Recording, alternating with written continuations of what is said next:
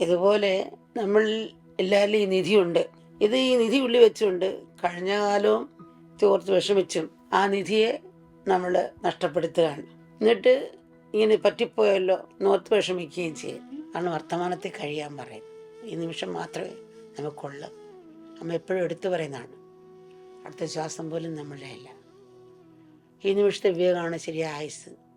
അതിലാണ് നമ്മുടെ ജീവിതം ഇരിക്കുന്നതെന്ന് എപ്പോഴും എടുത്ത് പറയും.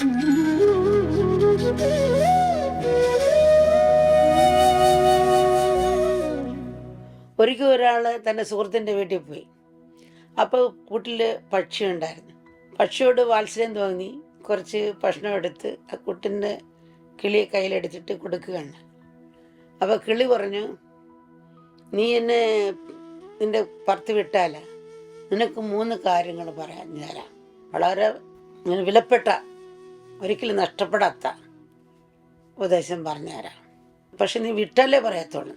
അപ്പം ഇദ്ദേഹം കിളിയെ വിട്ട്. കിളി എന്നൊരു വൃക്ഷത്തിൻ്റെ കമ്പിലിരുന്നിട്ട് പറഞ്ഞു, ആദ്യത്തെ ഉപദേശം നീ മനസ്സിലാക്കുക, കഴിഞ്ഞുപോയ കാര്യങ്ങളെക്കുറിച്ച് നീ ഓർത്ത് വിഷമിക്കാൻ പാടില്ല.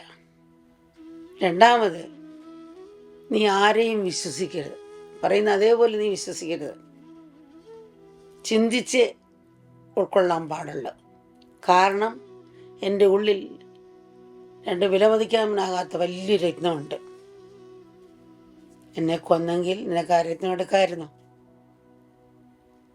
അപ്പോൾ ഇദ്ദേഹം വല്ലാണ്ട് വിഷമിച്ചു.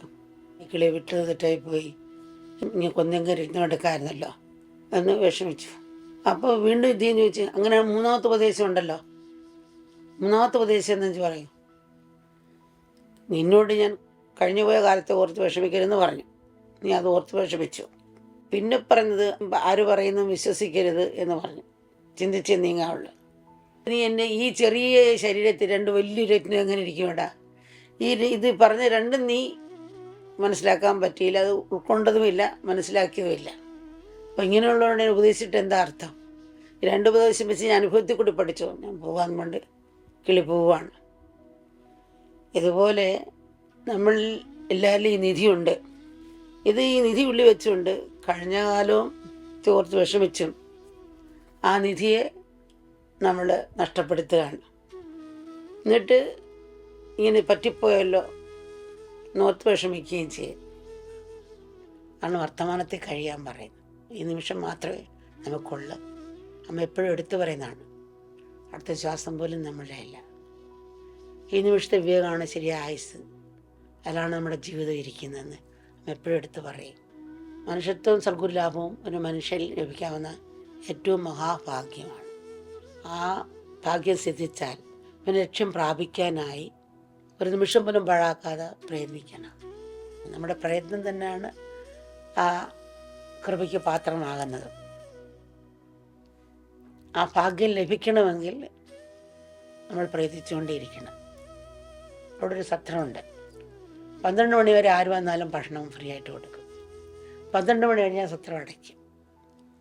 പിന്നെ ആരെങ്കിലും വന്നാൽ ബെല്ലടിച്ചാൽ സത്രം തുറക്കും. ഒരു മണി തൂക്കിയിട്ടിട്ടുണ്ട്. അപ്പോൾ ബെല്ലടിച്ചാൽ സത്രം തുറന്ന് ഭക്ഷണം കൊടുക്കും. പക്ഷെ ഒരു പയ്യനാണ് വന്നത്, അനാഥ പയ്യൻ. അവൻ സത്രം അടച്ചു പോയി, ചിലം വൈകി വന്നു. അപ്പോൾ അവൻ എന്ത് ചെയ്ത്, ഈ മണി വലിയ പൊക്കത്തിലുള്ളതാണ്. അപ്പോൾ അവൻ്റെ കയ്യെത്തുന്നില്ല. അപ്പോൾ അവൻ ഓരോ തടി കഷ്ണങ്ങളും അവിടെ കടന്ന് ഓരോ തടി കഷ്ണം കൊണ്ടിട്ടിട്ട് കയറി നിന്ന് അടിക്കാൻ നോക്കി, എത്തിയില്ല. പലയിടത്തും പോയി തിരഞ്ഞു പിടിച്ച് ഓരോ കഷ്ണങ്ങൾ കൊണ്ടുവന്ന് വെച്ച് ശ്രമിച്ചുകൊണ്ടേയിരുന്നു. കയറിയിട്ടാൻ ചെറിയ വടി എടുത്തുകൊണ്ട് വന്ന് തട്ടിക്കാൻ നോക്കി. എന്നിട്ടും മണി എത്തുന്നില്ല. അത് ശ്രമിച്ച് കുഴഞ്ഞ് പിന്നെ ഇറങ്ങി. എന്താ മാർഗം?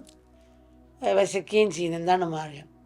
എന്നിട്ട് ദൂരോട്ട് മാറി ഓരോ കല്ലെടുത്ത് മണിയുടെ ഉന്നം നോക്കി അറിയാൻ തുടങ്ങി. മണി പോയി തട്ടുമ്പോൾ ശബ്ദം കേൾക്കുമല്ലോ എന്ന് വെച്ച്. പക്ഷെ ആ മണി പോയി തട്ടുന്നില്ല. ഇവൻ എറിഞ്ഞുകൊണ്ടേ ഇരിക്കുകയാണ്. അങ്ങനെ ഇറങ്ങി ശ്രമിച്ചുകൊണ്ടേ ഇരുന്നവൻ. അപ്പം ഇതെല്ലാം കൊണ്ട് ഒരാൾ നിൽപ്പുണ്ടായിരുന്നു പറയുന്നത്. അയാളുടെ മനസ്സലിഞ്ഞ് കഷ്ടമായി, കുട്ടി ഇത്രയോ കഷ്ടപ്പെടുന്നത്. അയാൾ വന്ന് എടുത്തിട്ട് മണിയടിച്ച് സത്രം തുറന്ന് ഭക്ഷണം കിട്ടി.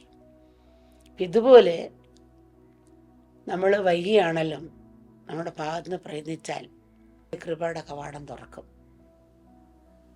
ആ കൃപയ്ക്ക് ഉള്ള ശക്തിയും അനുഗ്രഹവും ഒക്കെ കൊണ്ടാകട്ടെ. കൃപ എല്ലാവരെയും അനുഗ്രഹിക്കട്ടെ. നമസ്കാരം.